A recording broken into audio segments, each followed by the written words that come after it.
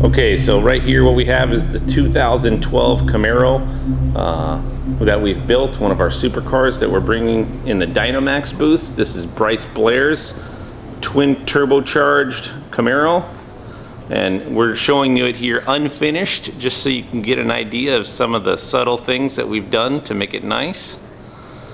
The first thing that you'll notice is we've got our NRE X-Ram intake, and we've done a integral water to air intercooler in each plenum. You'll also notice that we've got twin drive-by-wire throttle bodies, so it's got twin 90mm throttle bodies, drive-by-wire, so there's no throttle linkage. We went ahead and moved the ABS controller under the cowl and then relined it all. So that got that completely away from all the heat that you would see in a normal forward mount turbo setup.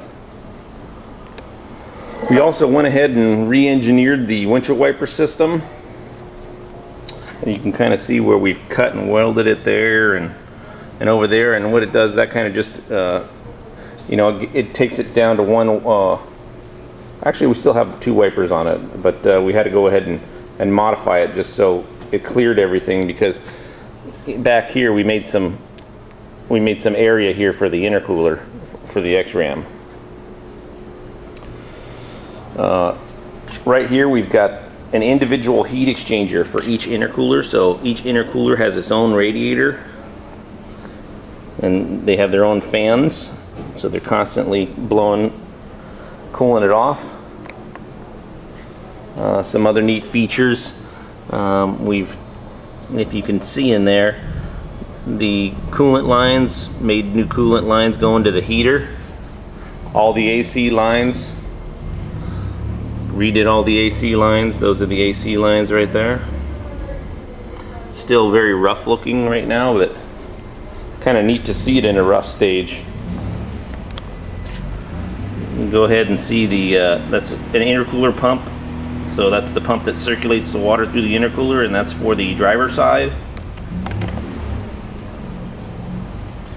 And then there's a intercooler pump there for the second intercooler. Some neat things to point out in the car. There's been a lot of electronics integration. So we went ahead and moved all the factory. Let's get this down here. If you can see here, so factory fuse panel and the computers and the Osmo controller, not a very good shot, but put that in the glove box. And to point out, I wanted to point out just how we caged it and how tight everything is on the cage. You can see on the pillar just how tight everything is, you know. Here's a perfect example. We've got it all taped up, but yeah, there's your lower cage bar. And that cage bar is running about as close as you can possibly run to the door seal. We've also went ahead and tubbed the car. I'll splice in some pictures of the actual tub, but it has a steel firewall now, which is NHRA legal, and big tubs to take as much as 14 inches of tire in the rear. And you can kind of see a little more of the cage. Of course, it's got a parachute.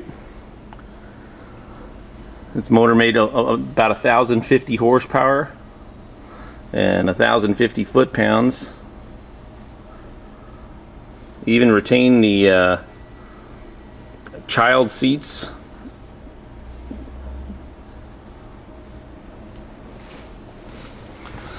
Over here we've got a Aeromotive fuel pump speed controller with a autometer tacho out. That way we can slow the the pump down. We've got a big eliminator pump in it, so we're slowing the speed down below 3,000 RPM. Normally this is pulse width modulated, and we've had to do some little wiry trickery to go ahead and get that all to work without throwing codes. We've put a 4L80 finish line transmission, Super Beef Stage 5, into this. The 6-speed that was in it was just not going to take that kind of power, and we've also got a copy shift. We went ahead and we're locating that under the passenger seat here. But what you'll see when you see this car finished is the interior is all stock beautiful leather, and you're really not going to see a whole bunch of additional things. I wanted it to feel like a stock car, even down to the factory leather boot. Even though we've got a modified shifter in there, we're going to have the stock handle and boot in there. We've also got removable door bars that clip in here on the cage. When he goes to the track, he has a window net. Right here, subtly, you can see we've got a on-off for a power kill to be legal, and behind the license plate we've got a parachute mount. So you take the license plate off, put your parachute on, and you're ready to go to the track. You're ready to go 850s. Inside the trunk, that's how the caging ties in. There's your chute mount. We've got your power kill. Still, again, rough, so I don't have to hear all the, oh my god, how horrible is that? This is not finished yet, but looking pretty sharp. We ended up cutting the trunk floor and raising the trunk floor, but still kept a good area there if you wanted to use a spare, so we could put a big tranny cooler underneath that.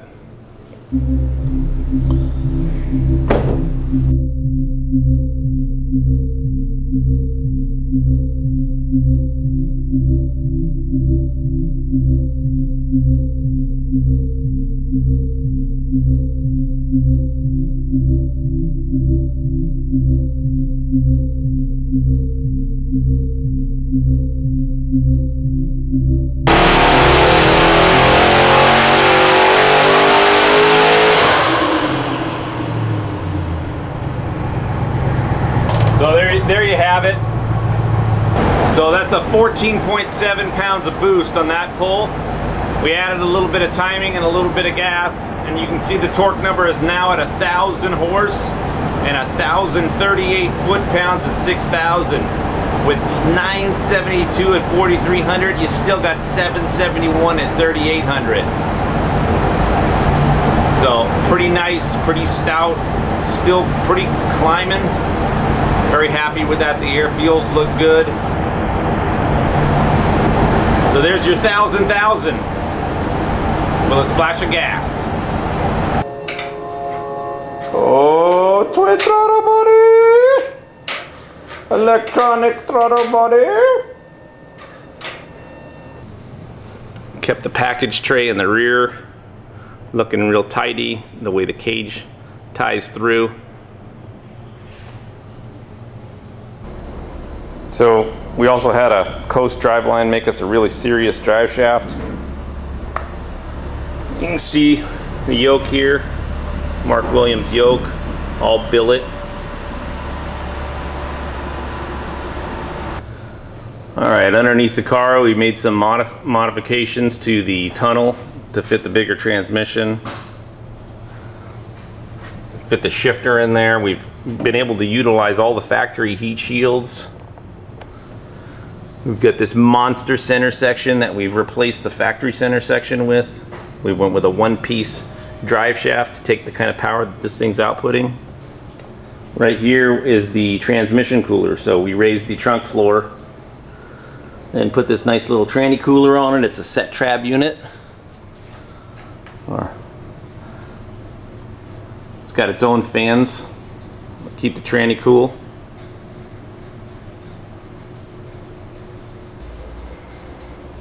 Right here is the modified fuel system. We have a -10 and -8 return that we ran down the frame rail here, and that's to support 1,000 horsepower.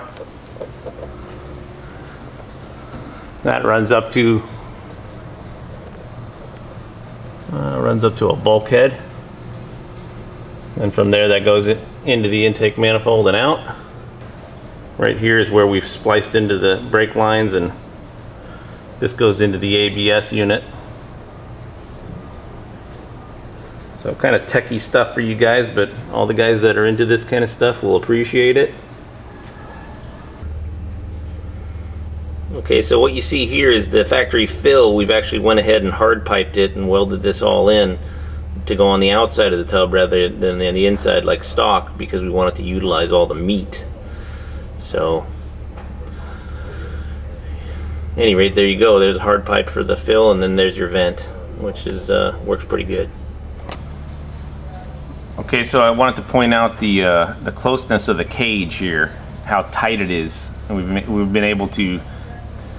We did a one-piece headliner where it looks all stock, kept all the factory, you know, conveniences there in the roof.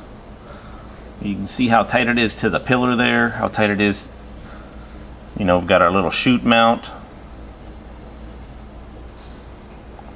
It's just a really Sano setup.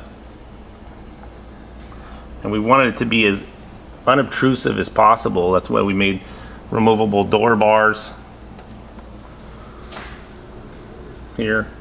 And when you see it at SEMA, it's just going to look like pretty much like a stock Camaro, but with 1,000 horsepower and with all the luxuries. So here's the trans we're stuffing in this car. Stage 5 finish line with extra tricks on top of that. We've got a billet torque converter. This thing will take the power again. That little baby right there, it makes 1,000 horse on pump gas, 91 octane through the factory computer. So it's just gonna be a hell of a fun car. You know, you're gonna have all the luxuries. That was the goal with this car, because we built a couple of these. But this car was 1,000 horse on pump, but all the luxuries, leather, OnStar, AC. You'll never know that you weren't in a factory car until you hit the pedal and scare yourself. And I think the theme here is that we've got a motor totally built to be turbocharged. Billet rods, badass crank, 6-bolt head block, tranny, super beef, billet input, output, rear end, totally upgraded. Upgraded drive shaft, upgraded basically everything to be able to handle this, but still be driven and looked at like a stock car.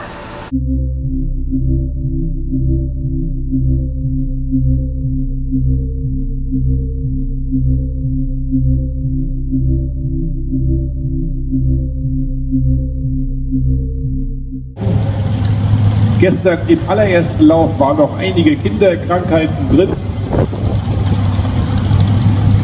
Nun hofft das Team auf eine Zeit mindestens im 8-Sekunden-Bereich. Micha Vogt hat sich eine 8,5 vorgewählt. Patrick Dubois von der Custom Gang Racing will eine 7,2 fahren. Gestern ist er eine 7,6 gefahren, liegt aktuell auf Rang 23. Und ob man es glaubt oder nicht, der 55er Chevrolet Bel Air ist in Deutschland noch mit Nummernschild und bei den Street Eliminators unterwegs. Unter halbwegs voller Kraft absolvieren kann, und bis jetzt fährt er hier sauber geradeaus, fährt eine 8,3 auf 271. Also to note is that this is all on 91 octane. Almost all the pulls here are on 91 octane. We're running the factory NOx sensor.